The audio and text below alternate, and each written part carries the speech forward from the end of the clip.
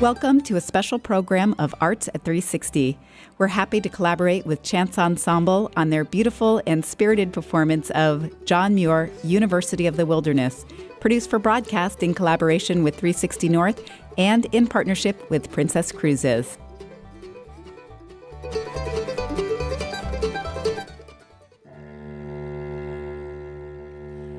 This grand show is eternal, as the round earth rolls.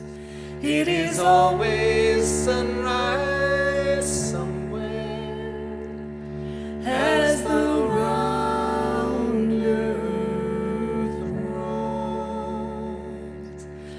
The dew is never all dried at once. A shower's ever falling, vapor ever rising, as the round earth rolls.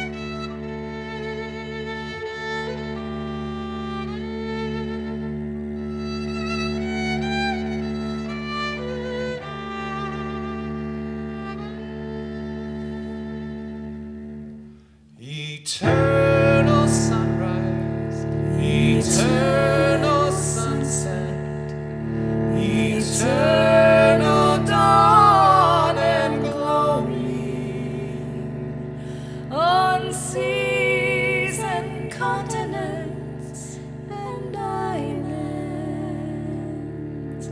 each in its turn, as the round earth rolls. As long as I live, I'll hear waterfalls and birds and winds sing. I'll interpret the rocks, learn the language of flood, storm, and the avalanche. I'll acquaint myself with the glaciers and wild gardens and get as near the heart of the world as I can.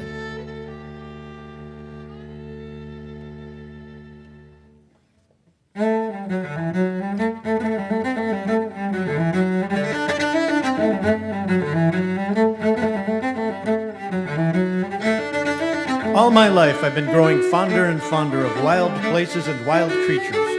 Fortunately, around my native town of Dunbar, Scotland, by the stormy North Sea, there was no lack of wildness. The most of the land lay in smooth cultivation. The highest part of our playground back at the school commanded a view of the sea, and we loved to watch the passing ships, and judging by their rigging, make guesses as to the ports they had sailed from, those to which they were bound, what they were loaded with, their tonnage, etc. In stormy weather, they were all smothered in clouds and spray, and showers of salt scud torn from the tops of the waves came flying over the playground wall. In those tremendous storms, many a brave ship floundered or was tossed and smashed on the rocky shore. When a wreck occurred within a mile or two of the town, we often managed by running fast to reach it and pick up some of the spoils. In particular, I remembered visiting the battered fragments of an unfortunate brig or schooner that had been loaded with apples, and finding fine unpitiful sport, and rushing into the spent waves and picking up the red-cheeked fruit from the frothy, seething foam.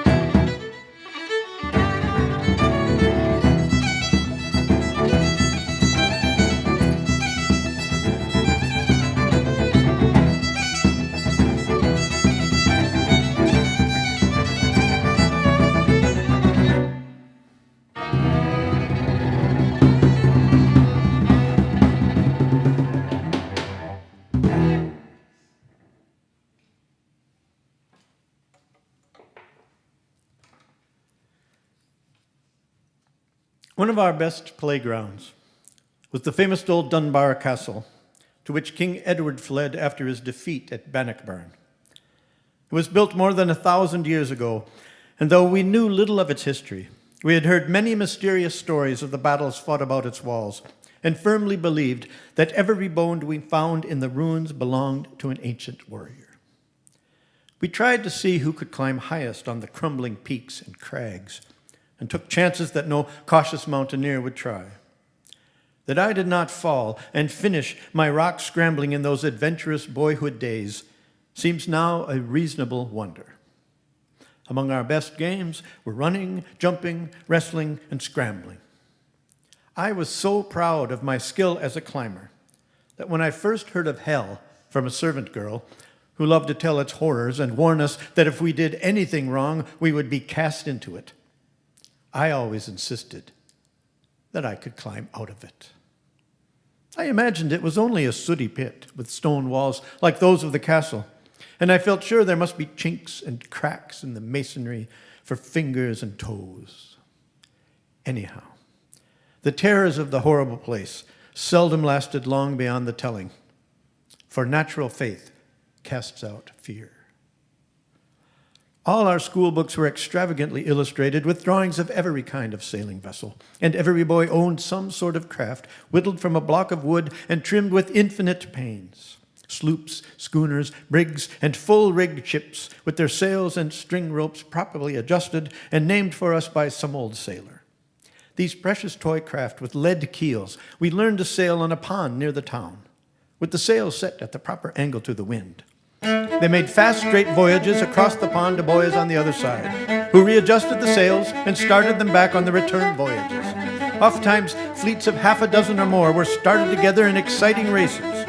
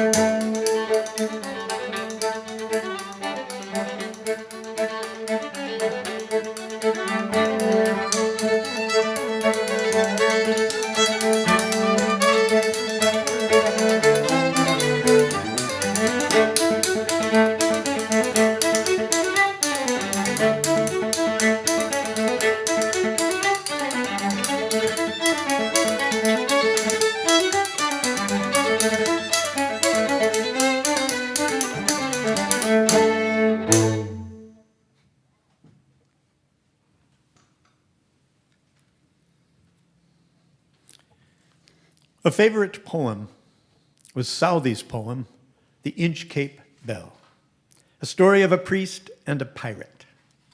A good priest, in order to warn sailors in dark, stormy weather, hung a big bell on the dangerous Inchcape Rock. The greater the storm and higher the waves, the louder rang the warning bell, until it was cut off and sunk by wicked Ralph the rover. One fine day, as the story goes, when the bell was ringing gently, the pirate put out to the rock saying, "I'll sink that bell and plague the abbot of Aberbrothok." So he cut the rope, and down went the bell with a gurgling sound. The bubbles rose and burst around, etc.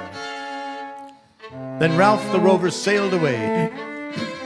He scoured the seas for many a day, and now grown rich with plundered store, he steers his course for Scotland's shore.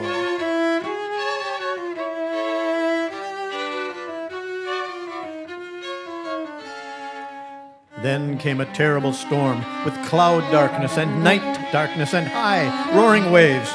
"Now where we are," cried the pirate, "I cannot tell, but I wish I could hear the Inchcape Bell." And the story goes on to tell how the wretched rover tore his hair and cursed himself in his despair, when, with a shivering shock, the stout ship struck on the Inchcape Rock and went down with Ralph and his plunder beside the good priest's bell.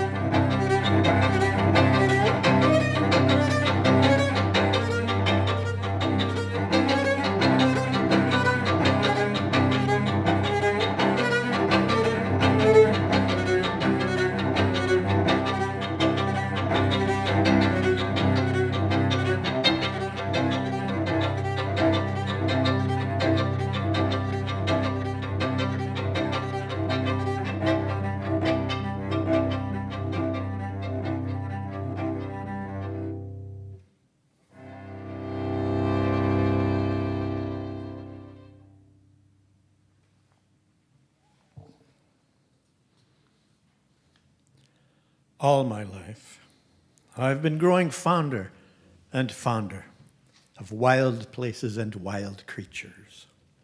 With red-blooded playmates wild as myself, I love to wander in the fields, to hear the birds sing, and along the seashore to gaze and wonder at the shells and seaweeds, eels and crabs in the pools among the rocks when the tide was low. And best of all, to watch the waves in awful storms, thundering on the black headlands and craggy ruins of the old Dunbar Castle, when the sea and the sky, the waves and the clouds were mingled together as one.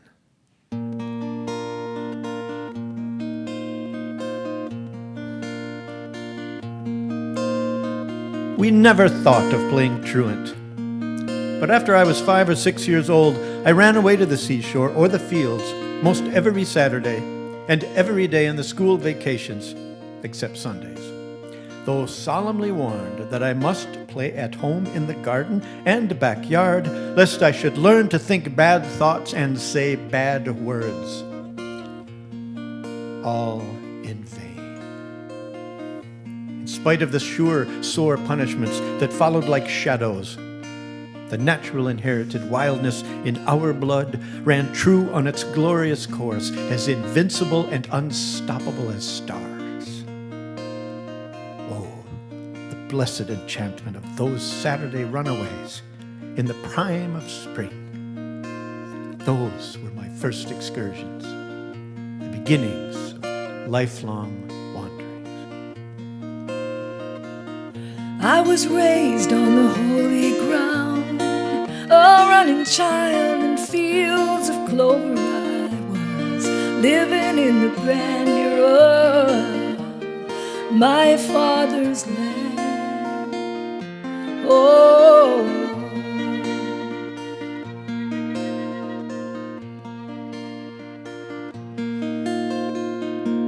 by the side of the swirling seas, I spent the days of childish wonder. Those rocks I held in my young hands, I never felt them slip away. Oh, and the wind shone bright upon the waves, and the wind blew high as I was leaving, and I sailed so far away, looking for adventure.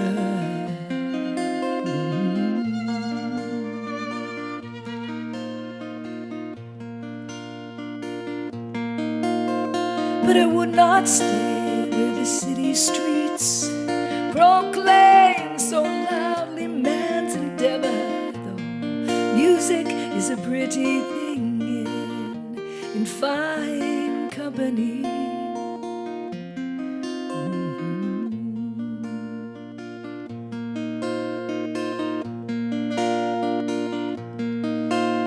And it was in the South where my new home lay, with a dark-eyed girl and wild horses, hummingbirds and roses there in old Mexico.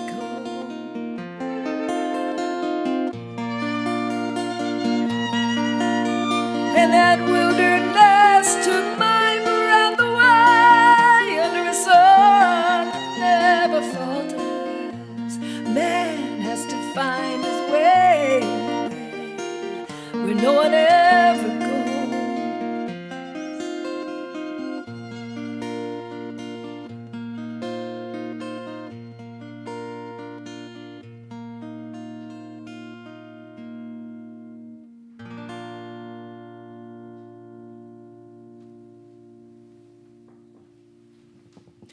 In 1849, John Muir's family immigrated from Scotland to the United States, settling first at Fountain Lake in the state of Wisconsin, and then later moving to Hickory Hill Farm, also in Wisconsin.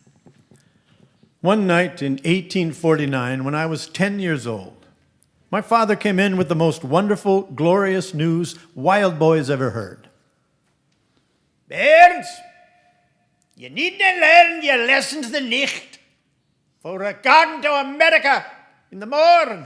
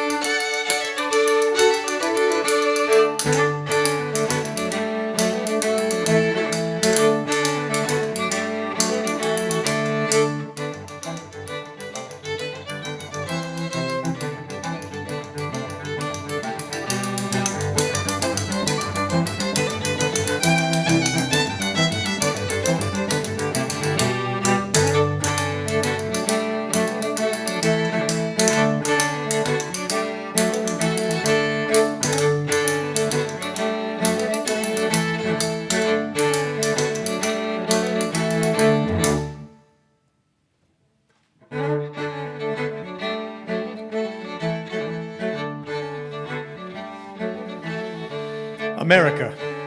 We settled in the Wisconsin wilderness a few miles from the Portage, in a sunny woods overlooking a pond which Father named Fountain Lake. Great was the delight of brothers David and Daniel and myself when Father gave us a few pine boards for a boat, and it was a memorable day when we got that boat built and launched into the lake. Never shall I forget our first sail over the gradually deepening water, the sunbeams pouring through it, revealing the strange plants covering the bottom, and the fishes coming about us, staring and wondering as if the boat were a strange, monstrous fish. The water was so clear that it was almost invisible, and when we floated slowly out over the plants and fishes, we seemed to be miraculously sustained in the air while silently exploring a veritable fairyland.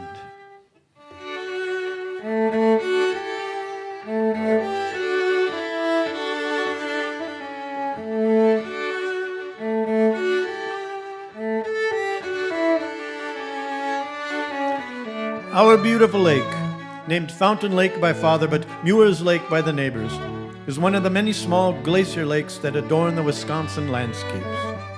It is fed by 20 or 30 meadow springs, about half a mile long, half as wide, and surrounded by low, finely modeled hills dotted with oak and hickory and meadows full of grasses and sedges and many beautiful orchids and ferns.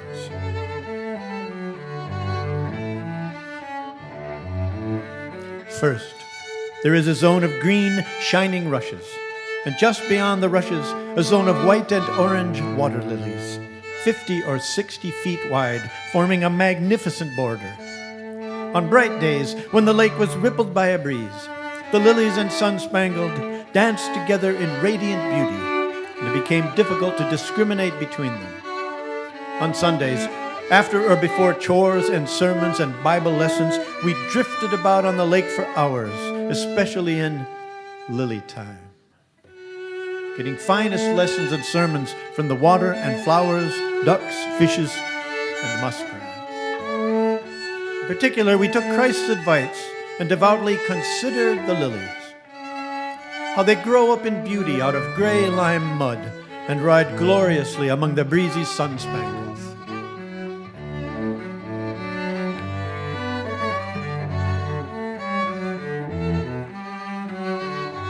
On our way home, we gathered grand bouquets of them to be kept fresh all the week. No flower was hailed with greater wonder and admiration by the European settlers in general, Scotch, English, and Irish, than this white water lily.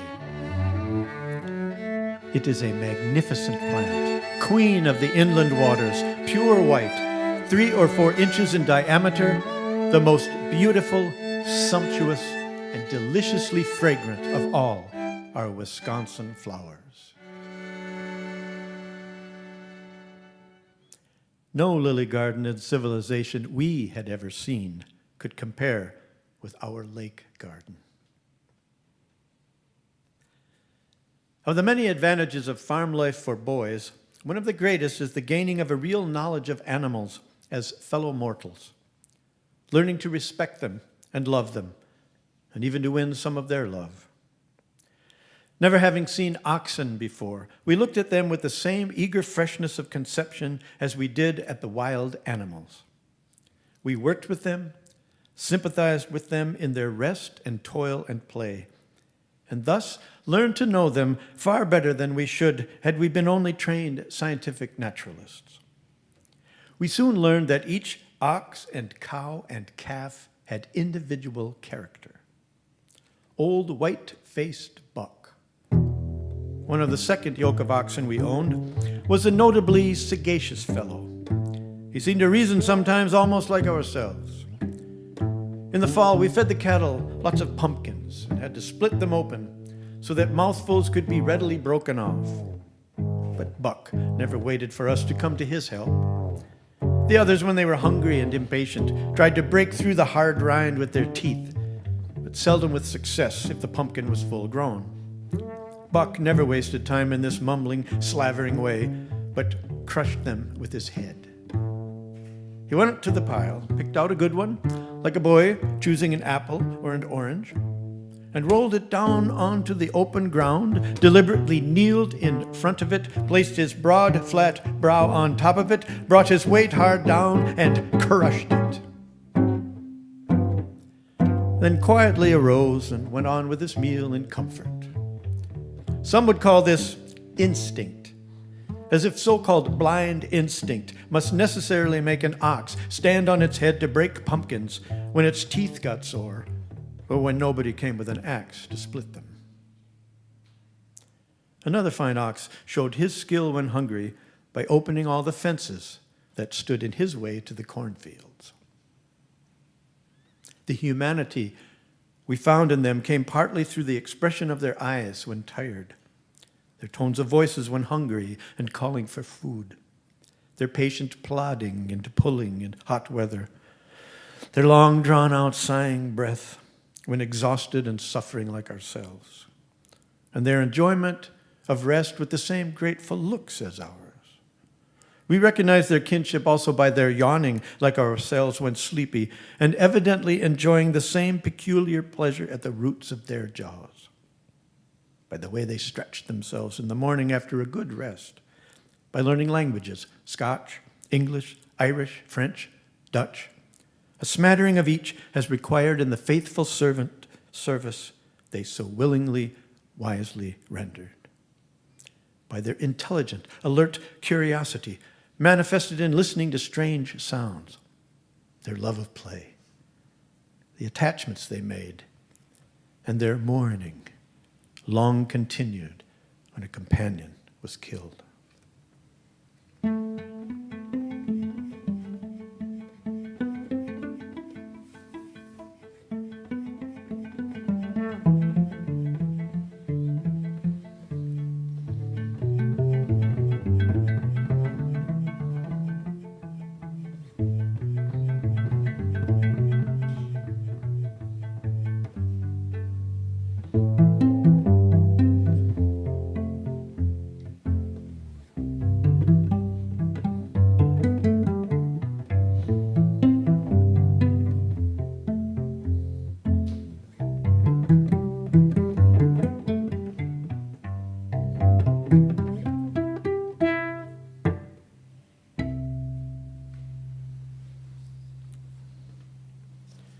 All the world was before me, and every day a holiday. So it did not seem to matter to which of the world's wilderness I first should wander. I set off botanizing around the great lakes, reveling in the flowers of the swamps like a bee in a bed of goldenrods. My method of study was simple. When I discovered a new plant, I sat down beside it for a minute or a day to hear what it had to tell. I asked the boulders I met whence they came and where they were going. The need for money eventually drove me to take a job in a factory. I greatly enjoyed this mechanical work and was so successful that my botanical and geological studies in the University of the Wilderness were in danger of being seriously interrupted. In 1867, Muir suffered a blinding eye injury while working at a carriage part shop in Indianapolis. When he regained his sight 1 month later, he resolved to turn his eyes to the fields and to the woods. And there began his years of wanderlust. He walked 1,000 miles from Indianapolis to the Gulf of Mexico. He sailed to Cuba, then to Panama, and later sailed up the west coast of California, landing in April 1868. And although John Muir traveled the world, he resolved that California would become his home. As I arrived on the steamer in San Francisco, a man on the wharf asked where I was bound. "Anywhere that is wild," I cried. I set out again afoot, and soon came to the great Central Valley like a flowered lake of pure sunshine.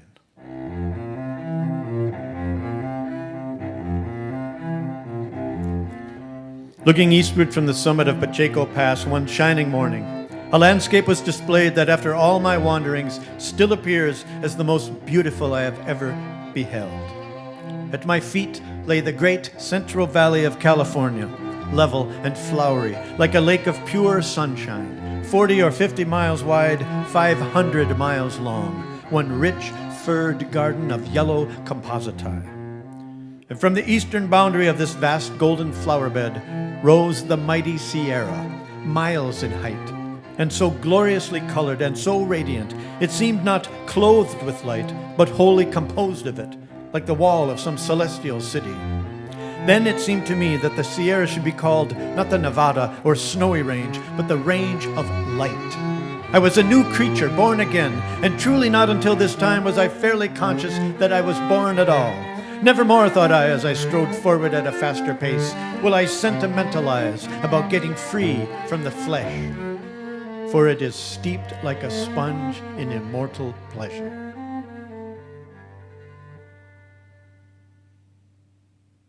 And after 10 years of wandering and wondering in the heart of it, rejoicing in its glorious floods of light, the white beams of the morning streaming through the passes, the noonday radiance on the crystal rocks, the flush of the alpenglow, and the irised spray of countless waterfalls, it still seems above all others the range of light.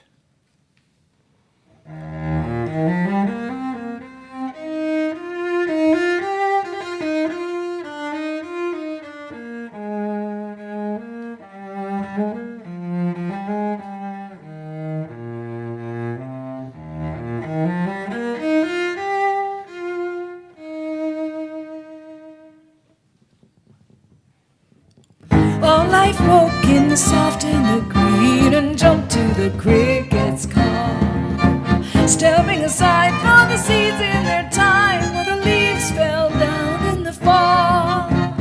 All life woke in the soft and the green and jumped to the cricket's call, stepping aside for the seeds in their time where the leaves fell down in the fall.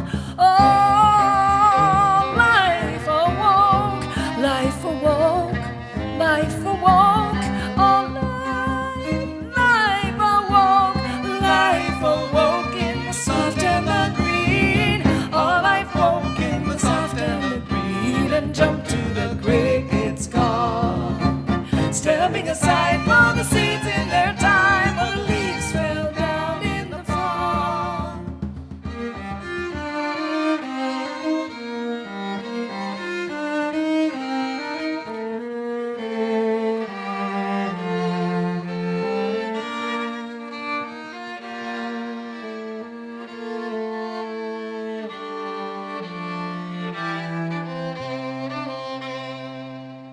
Another glorious Sierra day in which one seems to be dissolved and absorbed and sent pulsing onward we know not where.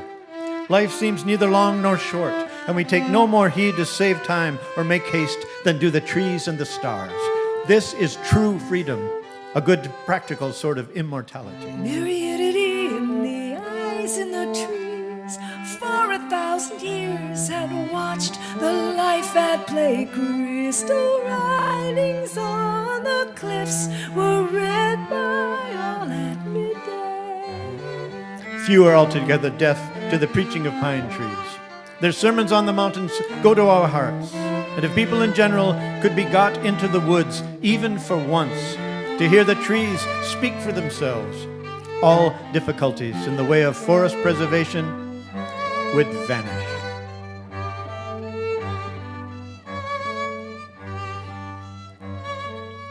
Prisms, flowers, patterns in the pool, alighting spirits, bathing the dew, winged things upon the breezes woo. In the forest of the peaceful rays, in the forest of the peaceful rays.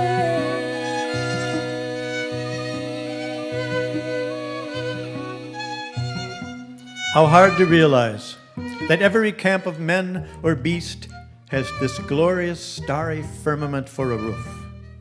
In such places, standing alone on the mountaintop, it is easy to realize that whatever special nests we make, leaves and moss like the marmots and birds, or tents or piled stone, we all dwell in a house of one room, the world with the firmament for its roof, and are sailing the celestial spaces without leaving any track.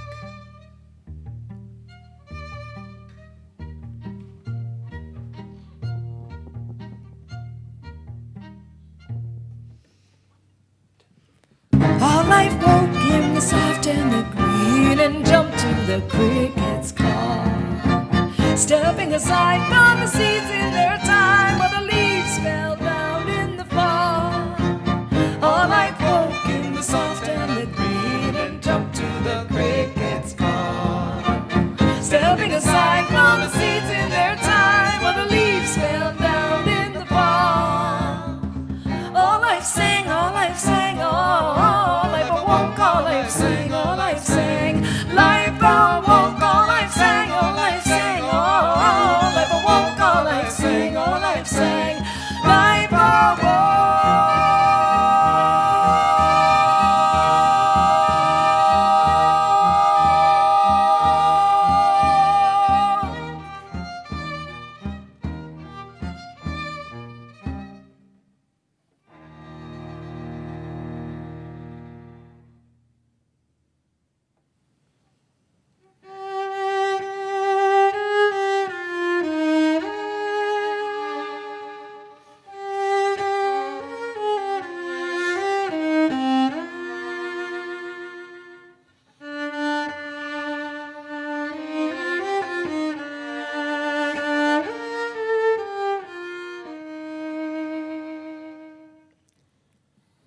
In God's wildness lies the hope of the world, the great, fresh, unblighted, unredeemed wilderness.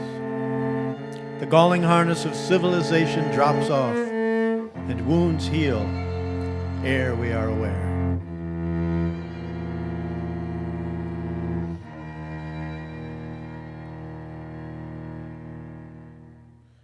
In the forest of the peaceful rain, the light poured in through veins of green, and the bark surrounding the trees was like a silken case. There were bouquets of mushrooms by the carven roots, and the ground was lit by the glistening feathers of the fan. Nothing could wither, and nothing could burn in the forest of the peaceful rain.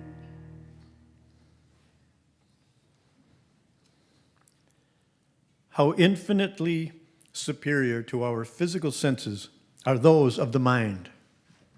The spiritual eye sees not only rivers of water, but of air. It sees the crystals of the rock in rapid sympathetic motion, giving enthusiastic obedience to the sun's rays, then sinking back to rest in the night. The whole world is in motion to the center. So also sounds. We hear only woodpeckers and squirrels and the rush of turbulent streams. But imagination gives us the sweet music of tiniest insect wings, enables us to hear all around the world the vibration of every needle, the waving of every bowl and branch, the sound of stars in circulation like particles in the blood. The Sierra Canyons are full of avalanche debris. We hear them boom again, for we read past sounds from present conditions. Again, we hear the earthquake rock falls. Imagination is usually regarded as a synonym for the unreal, yet is true imagination healthful and real, no more likely to mislead than the coarser senses. Indeed, the power of imagination makes us infinite. A time before the world wars, no fences, No one telling you where to go, what to do. John Muir traveled more miles on foot than almost any person that ever lived. And fortunately for us, he wrote it down. So many things in his life that he saw and recorded and felt. Spent innumerable months and years in the wilderness, alone. He's best known in the United States for the formation of the Sierra Club in 1892. At that time, John Muir himself spoke at the meetings. A lot of the readings you hear tonight are from the actual meetings of the Sierra Club in 1892, where they had 27 members. 27 members. On the hikes that they established, people learned to explore, but also to understand the scientific beauties and wonders that they were seeing. John Muir himself spoke on the trail, as many other scientists did, on botany, geomorphology, glaciation, which is actually one of the first things that people ever heard about in those days, in the late 19th century, about glaciers and wild and snowy climbs that John Muir went into alone, bravely. Imagination truly does make us infinite. Often there were authors on the trail with John Muir and the others. On one notable Sierra Club outing, there was an author named Albert Palmer who wrote a conversation he had with John Muir on the trail. He said, "John, I hear you don't approve of the word hike. Is that so?" I don't like either the word or the thing. People ought to saunter in the mountains, not hike. Do you know the origin of that word, saunter? It's a beautiful word. Way back in the Middle Ages, people used to go on pilgrimages to the Holy Land. And when people in the villages through which they passed asked where they were going, they would reply, "À la Sainte-Terre," to the Holy Land. And so they became known as saunterers or saunterers. Now these mountains are our Holy Land, and we ought to saunter through them reverently, not hike through them.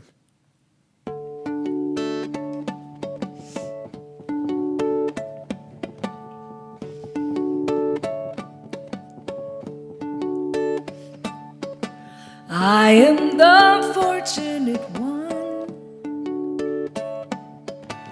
I live with what has not been done.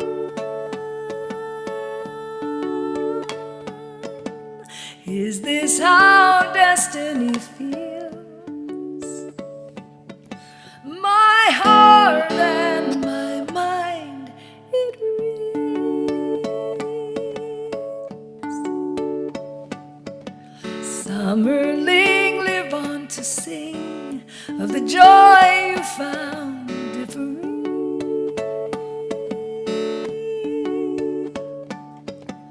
How shall you serve such a world with your heart and mind unfold? I am the fortunate one. I live with what has not been done. Is this how destiny feels? My heart and my mind, it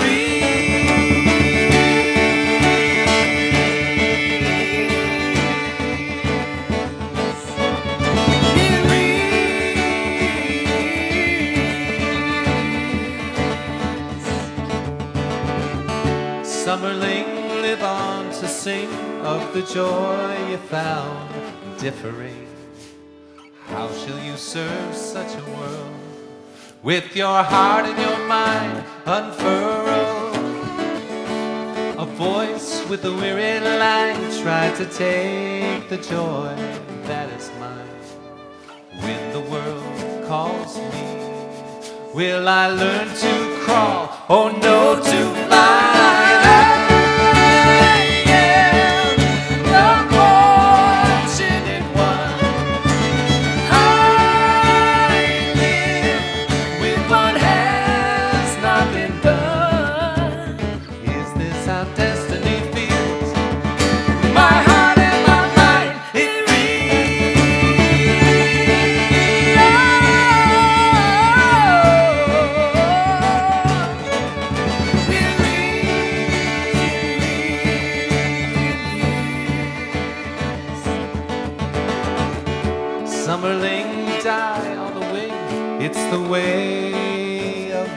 lighter things. Now you face will unto will. You're free and still.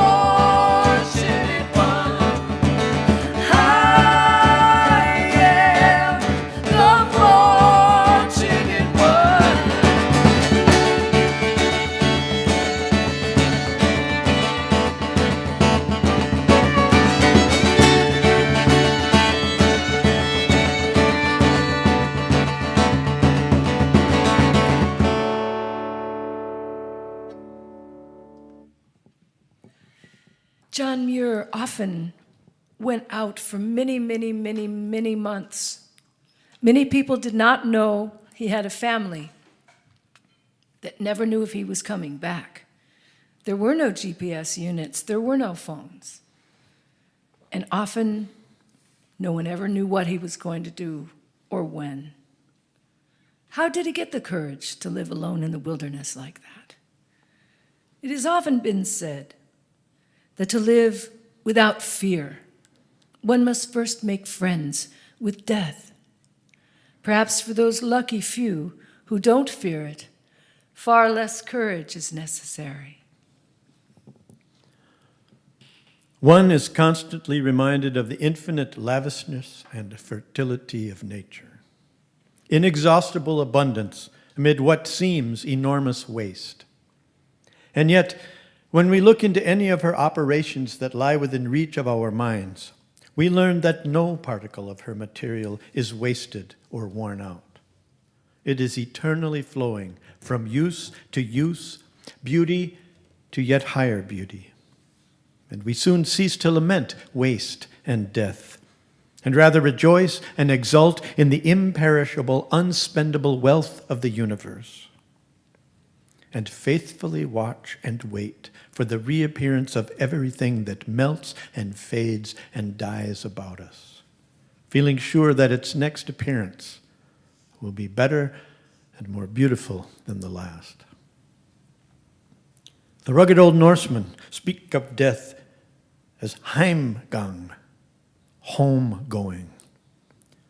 So the snow flowers go home when they melt and flow to the sea, and the rock ferns, after unrolling their fronds to the light and beautifying the rocks, roll them up close again in the autumn and blend with the soil. Myriads of rejoicing, living creatures, daily, hourly, perhaps every moment, sink into death's arms. Dust to dust, spirit to spirit, waited on, watched over, noticed only by their Maker, each arriving at its own heaven-dealt destiny. All the merry dwellers of the trees and streams and the myriad swarms of the air, called into life by the sunbeam of a summer morning, go home through death. Wings folded perhaps in the last red rays of sunset of the day they were first tried. Trees towering in the sky, braving storms of centuries. Flowers turning faces to the light for a single day or hour, having enjoyed their share of life's feast. All alike pass on and away under the law of death and love. Yet all are our brothers, and they enjoy life as we do, share heaven's blessings with us, die and are buried in hallowed ground, come with us out of eternity, and return into eternity. Our lives are rounded with the sleep.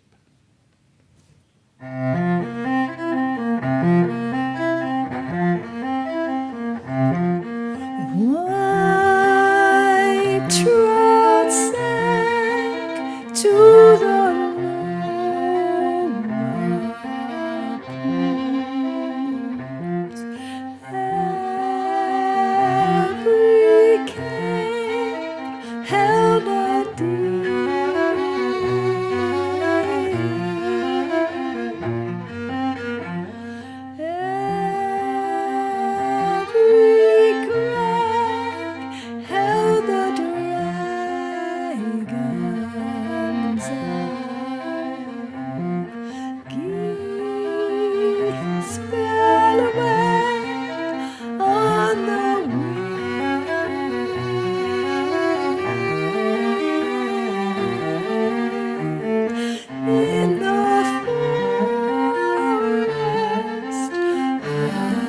the peaceful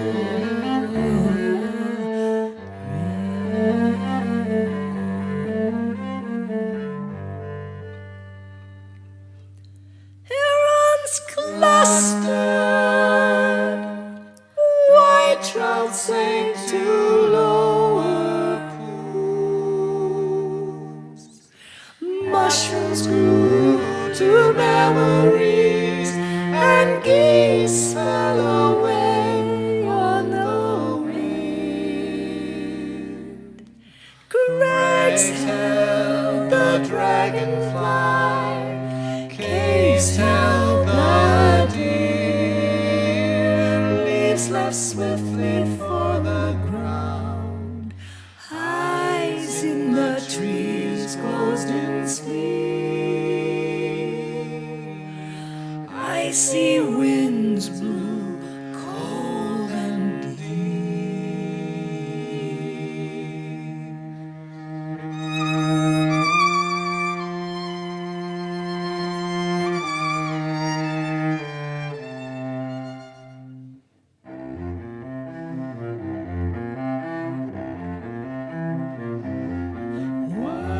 White trout sank to the lower pools. Every cave held a deer.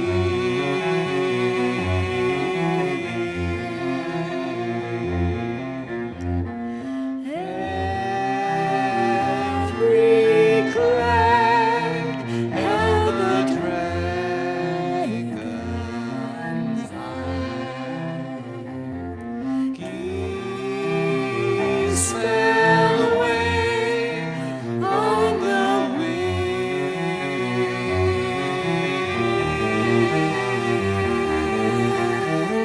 In the forest of the peaceful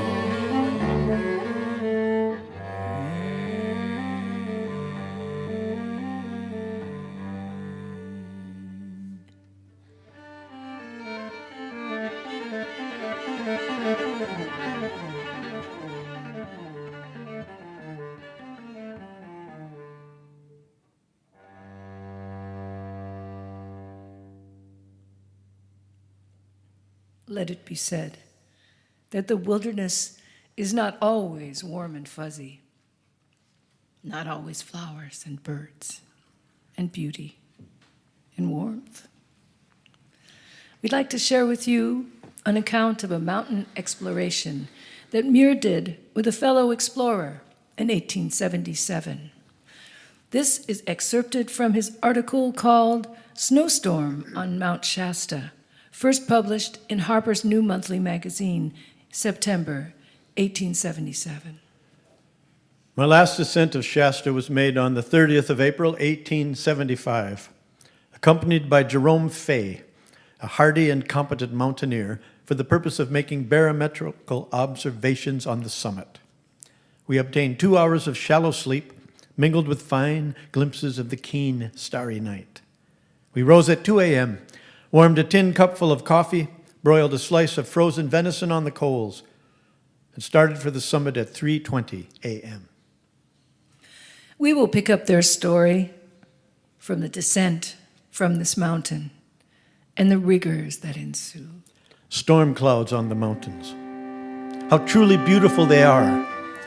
Floating fountains bearing water for every well. The angels of streams and lakes, brooding in the deep azure, or sweeping along the ground over ridge and dome, over meadow, over forest, over garden and grove, lingering with cooling shadows, refreshing every flower, and soothing rugged rock brows with a gentleness of touch and gesture no human hand can equal.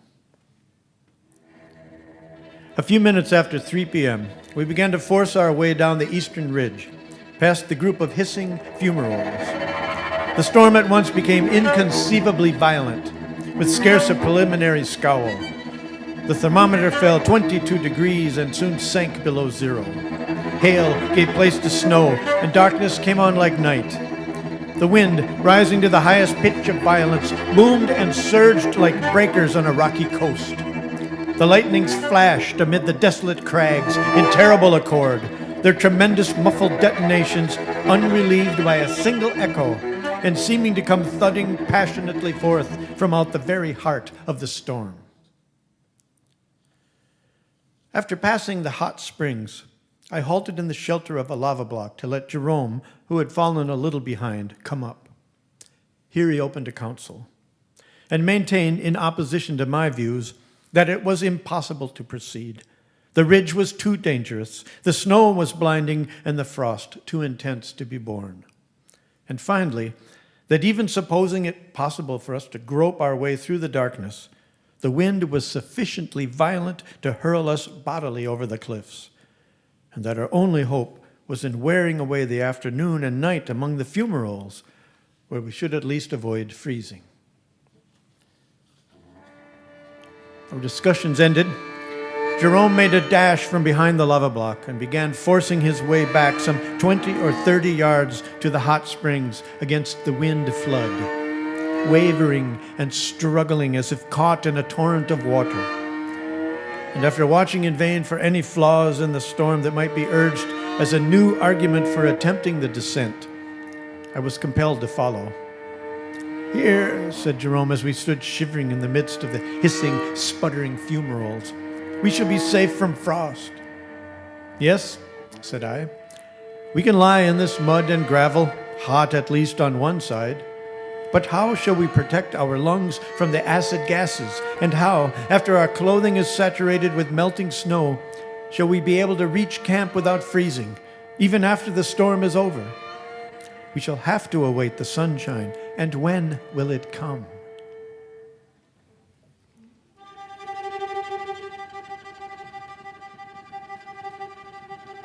Loud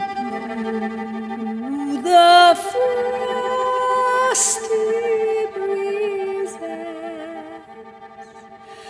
the snow, the mountains cover, like winter on me seizes.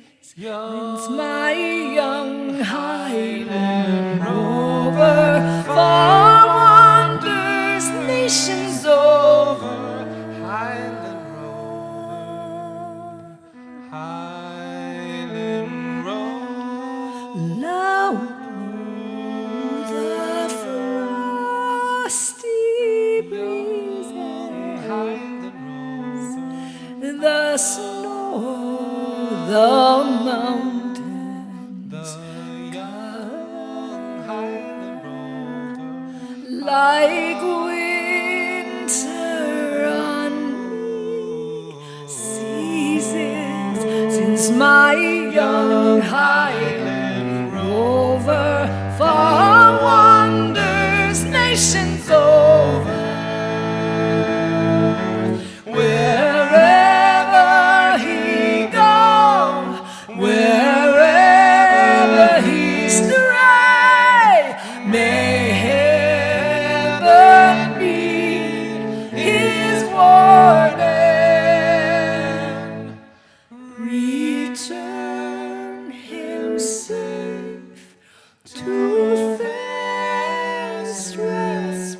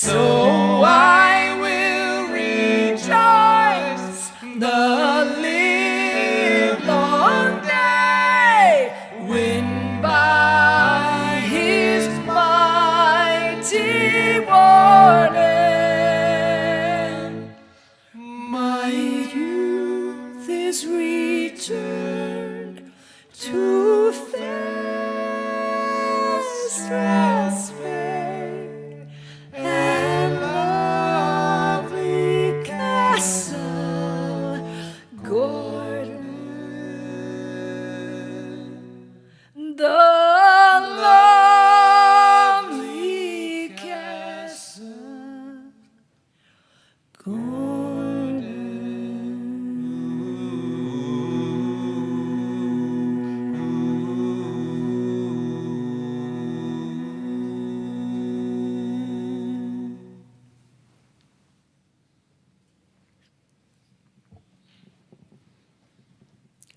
lay flat on our backs so as to present as little surface as possible to the wind.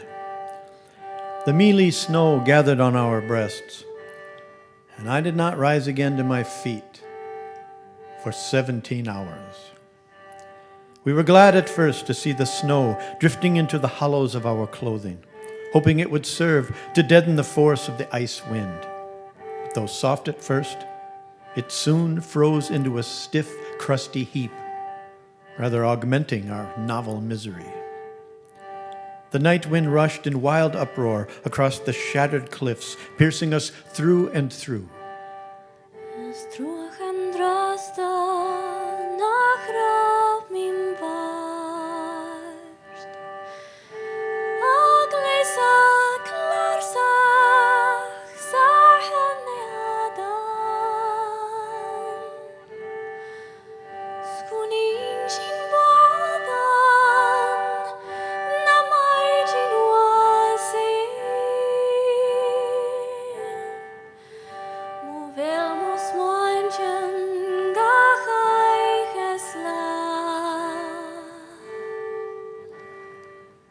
The weary hours wore away like a mass of unnumbered and half-forgotten years, in which all our other years and experiences were strangely interblended. The extreme beauty of the sky at times beguiled our sense of suffering. Ursa Major, with its 1,000 home associations, circled in glorious brightness overhead. The mysterious star clouds of the Milky Way arched over with marvelous distinctness, and every planet glowed with long lance rays like lilies within reach.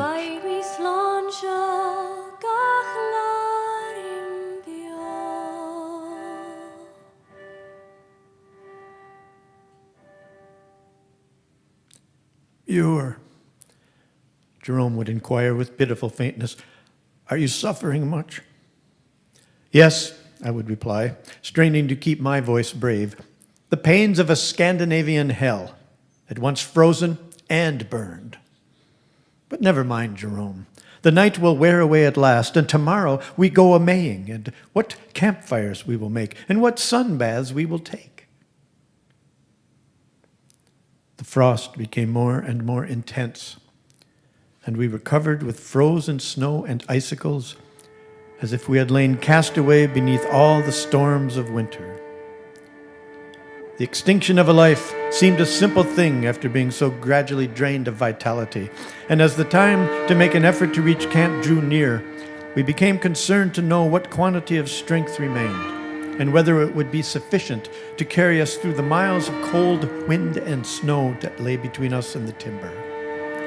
In our soaked and steamed condition, we dared not attempt the descent until the temperature was somewhat mitigated. At length, about 8 o'clock, on this rare 1st of May, we rose to our feet some 17 hours after lying down and began to struggle homeward. Our frozen trousers could scarce be made to bend. We therefore waded the snow with difficulty. The horizontal summit ridge was fortunately windswept and nearly bare, so that we were not compelled to lift our feet very high. And on reaching the long home slopes laden with fresh snow, we made rapid progress, sliding and shuffling, our feebleness rather accelerating than diminishing our speed. After making a descent of 3,000 feet, we felt the warm sun on our backs and at once began to revive. And at 10 o'clock a.m., we reached camp and were safe.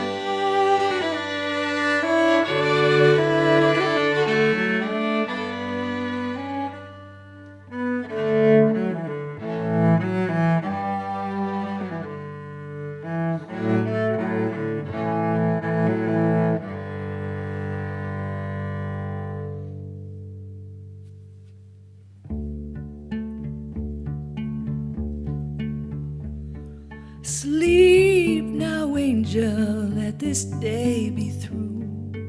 Let all but what you've gained from love fall and fade from view. All steadfast be watching over you. Sleep now, angel, sleep.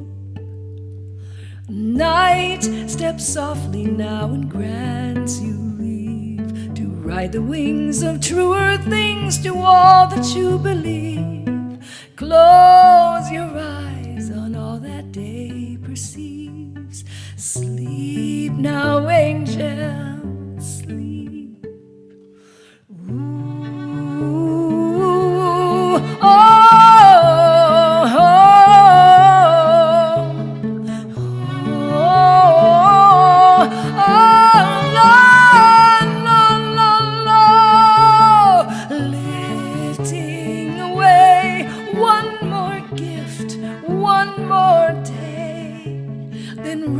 Tomorrow's bend, find me waiting, and we'll start again.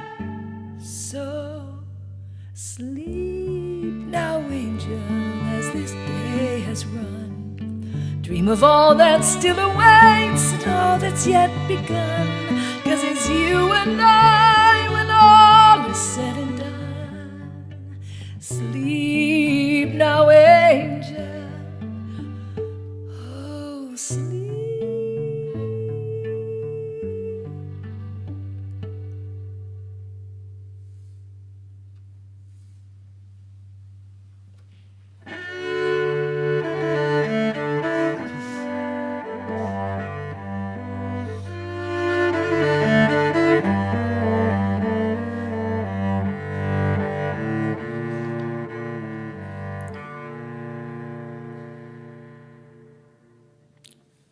Any fool can destroy trees. They cannot run away, and if they could, they would still be destroyed, chased and hunted down as long as fun or a dollar could be got out of their bark hides, branching horns, or magnificent bole backbones. Few that fell trees plant them, nor would planting avail much towards getting back anything like the noble primeval forests. It took more than 3,000 years to make some of the trees in these western woods, trees that are still standing in perfect strength and beauty, waving and singing in the mighty forests of the Sierra. Through all the wonderful, eventful centuries, God has cared for these trees, saved them from drought, disease, avalanches, and 1,000 straining, leveling tempests and floods. But he cannot save them from fools. Only Uncle Sam can do that.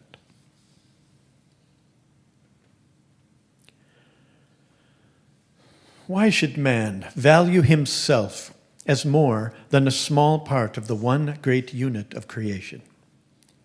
And what creature of all that the Lord has taken the pains to make is not essential to the completeness of that unit, the cosmos? The universe would be incomplete without man, but it would also be incomplete without the smallest transmicroscopic creature that dwells beyond our conceitful eyes and knowledge. From the dust of the earth, from the common elementary fund, the Creator has made Homo sapiens. From the same material, he has made every other creature, however noxious and insignificant to us. They are earth-born companions and our fellow mortals. This star, our own good earth, made many a successful journey around the heavens ere man was made, and whole kingdoms of creatures enjoyed existence and returned to dust ere man appeared to claim them. After human beings have also played their part in creation's plan, they too may disappear, without any general burning or extraordinary commotion whatever.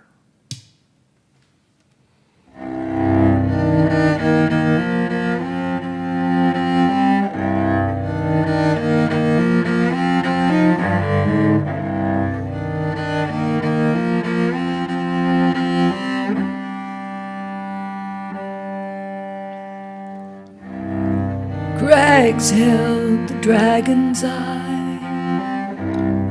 White trout stank from the lower pools.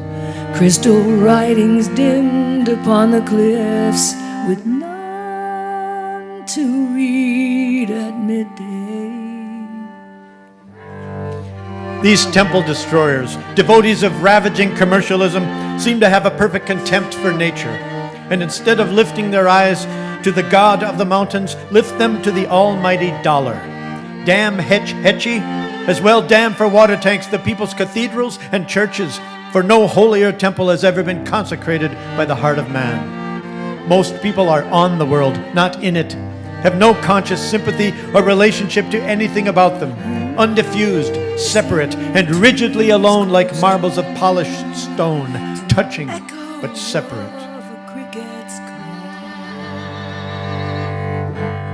But small things blaze too quickly from view, and they fall too easily.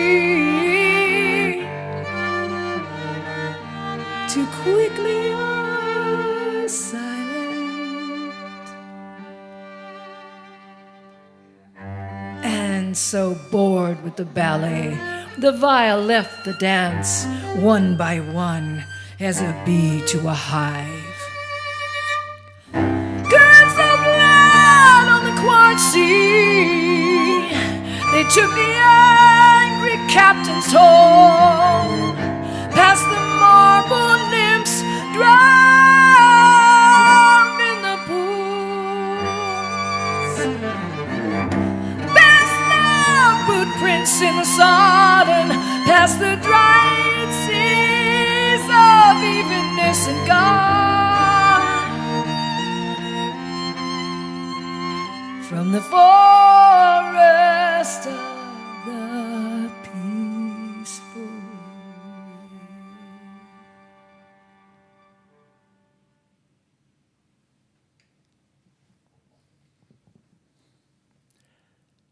The battle we have fought and are still fighting for the forests is a part of the eternal conflict between right and wrong, and we cannot expect to see the end of it.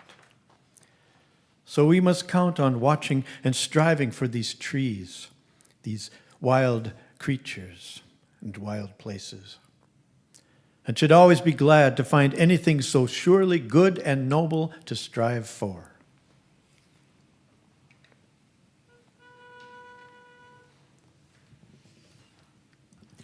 All the winged things danced on the breeze, sang from castles and trees. There were marble nymphs that bathed in the dew. All the winged things danced on the breeze. All the winged things danced on the breeze, sang from castles and trees. There were marble nymphs that bathed in the trees. All the winged things danced on the breeze.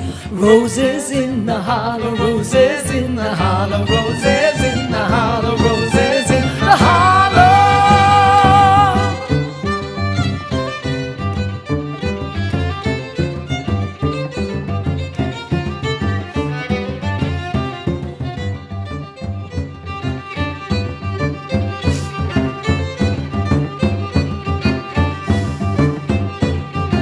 Roses in the hollow, roses in the hollow, roses in the hollow, roses in the hollow.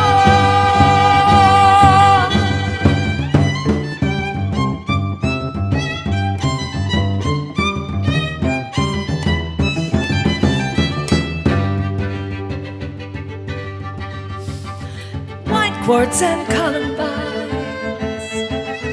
otters of the fields, garnet beds, fuchsia dances, marble nymphs in the dragonfly pools.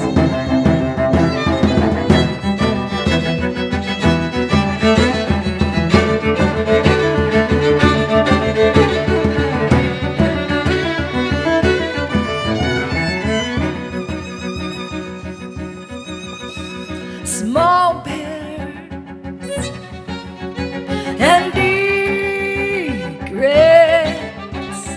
agate loaves and cranberry mosses,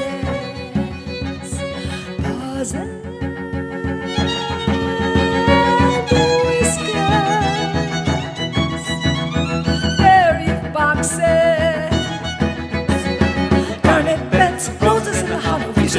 dancers, otters of the fields, paws and whiskers, berry foxes, bears and egrets, white coats and columbine, Dancers, otters of the fields, otters of the fields, foxes, bears, and eagles. legged.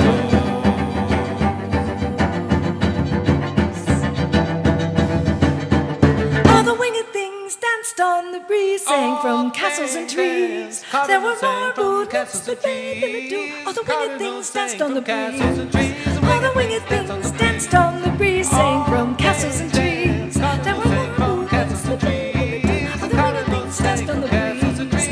All life sang, all life sang, all life sang. All life sang, All life sang, all life sang, all life sang in the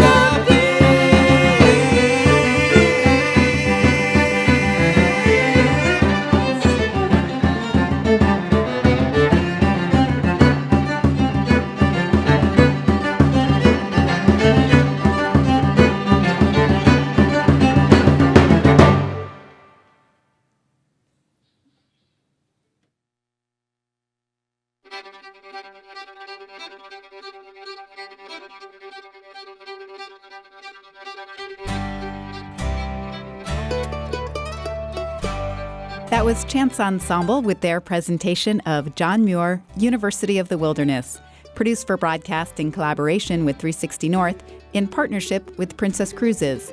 This program was recorded May 17, 2016 at KTOO in Juneau.